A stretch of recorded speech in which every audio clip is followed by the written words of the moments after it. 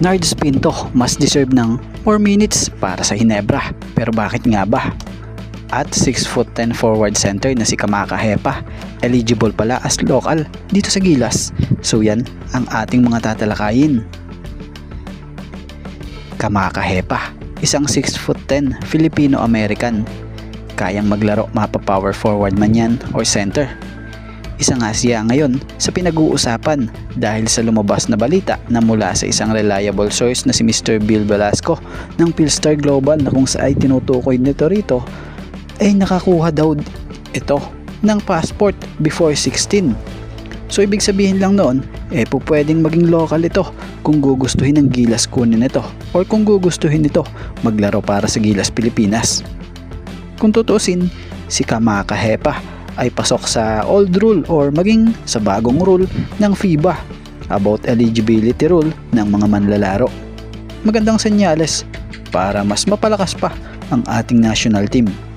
Pero ang pinagtataka lang ng marami, bakit hindi kaya sinusubukan ng SB i-recruit ito? So si Kamaka Hepa ay isang modern type of big man. Isang big man na kayang sumabay sa takbuhan. Sa estilo ng laro nito, matuturing na threat ito sa depensa. May maayos na post move at bihasa sa pagiging 3-point gunner. Bihira ang big man na ganito. Sa mga hindi nakakakilala kay Kamaka Hepa, minsan na ring sumubok itong magpa-drop sa 2023 NBA draft, kaya lang undrafted nga siya. Pero nakapagsuot naman ito ng uniform ng New Orleans Pelicans sa 2023 NBA Summer League. Pero bigo pa nga din siya na makakuha ng kontrata sa NBA. By the way, si Kamaka Hepa may magandang experience sa basketball world dahil naglaro rin ito sa Europa. So sana sa hinaharap mapansin nito ng SBP o sana magka-interest ang player na ito para maglaro sa Gilas Pilipinas. Dahil malaki ang pwede niya maitulong sa national team gamit ang advantage niya bilang big man na kayang sumabay sa mga fast pace ng laban. Karagdagan lamang para sa mga hindi nakakaalam, minsan na nga rin po itong naglaro noon sa youth team ng USA. Pero kung gugustuhin naman ito na lumipat kagaya sa Gilas Pilipinas, pwede naman ito. So wala tayong masasabi sa laro ng big man na ito. Very flexible ang skills niya sa height niya na 6'10". Ang dami niyang kayang gawin, kaya sana or hopefully maligawan ito ng SBP. Pero yun lang naman opinion natin.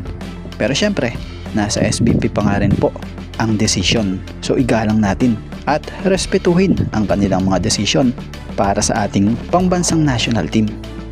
So maiba tayo. Kung kayo ang tatanungin ano sa palagay nyo?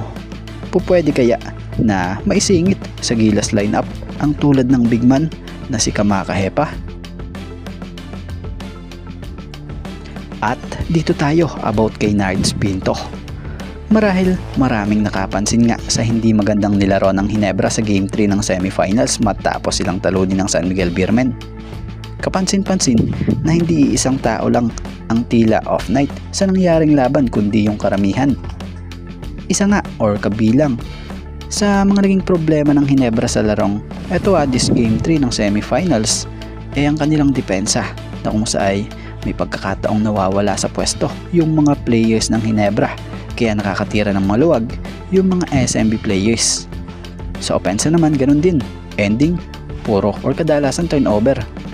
Kumbaga, sa nakita nga natin, hindi umaayon sa gustong takbuhin ni Coach Tim yung laro ng kanyang mga players. So bagamat masama or alat ang laro ng Hinebra sa Game 3 ng semifinals, may isang ang players ng Hinebra na talaga namang pumukaw sa mga mata ng Jeans fans. At ito nga yung Nardes Pinto na kung saay sa larong ito tila magic bunot ang ginawa o ginagawa nitong si Coach Tim kay Nardes Pinto. Dahil siya lang naman ang nakatulong para mabago ang tempo ng laro kung saan matapos tambakan ng Hinebra sa mga parting third and fourth quarter, mabilis na bago nung kasama si Nardes Pinto sa laro. Tila game changer ito ng Hinebra. Naaasahan talaga yung opensa niya, maging ang napakadikit at makulit niyang depensa. Sa mga ganitong sitwasyon talaga, kakailanganin ng Hinebra ang tulad ni Nardes Pinto. Intensity plus pagiging pesky defender at may utak sa laro. Laking impact ng may ganito sa team. So malaking tulong talaga siya at yan ang magandang epekto na nagagawa niya para sa Hinebra. So kung tutuusin, kailangan lang talaga nito more playing time. Sana sa tulad ni Nards, talagang pag pinasok, quality minutes ang hatid niya.